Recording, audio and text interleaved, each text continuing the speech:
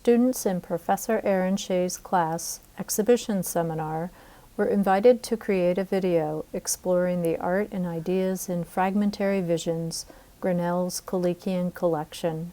In this video, we'll hear from David Gales speaking about a Coptic textile fragment. When I first saw this clavis fragment, I'll be honest, I wasn't particularly enamored with it.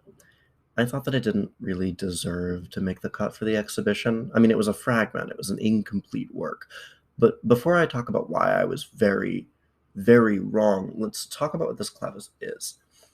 What we're looking at right now is what's called a Coptic textile, or a woven fabric work made in late antiquity in Egypt, sometimes also referred to as early Byzantine. In short, what we think of as Coptic works were made in Egypt before it was conquered by the Arabs in around the 6th or 7th century. Most of the textiles we see from this time period are made of wool, and they're preserved remarkably well because of the hot, dry climate of the Egyptian desert. A lot of them are also grave goods looted off of dead bodies, which means that a fair number of Coptic textiles are stained with bodily fluids. Clavi are decorative bands that were used to detail tunics. Oftentimes, the rest of the tunic would be left unadorned, with the clavis as the sole point of decoration, making the tunic less interesting to art dealers and museums. But that doesn't mean it's not worth including in the exhibition. We have a sort of obsession with the whole object in art history. If a textile isn't complete, we ignore it, as I did at first. But what about what this fragment can tell us that a whole object can't?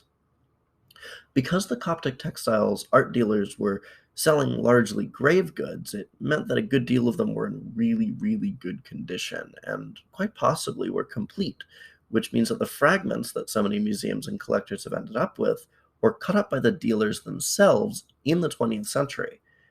Fragmentary Visions is interested in discussing those dealership practices and complicating our ideas of what art is fit for a display case, and I think that this clavis fragment is a perfect example of why.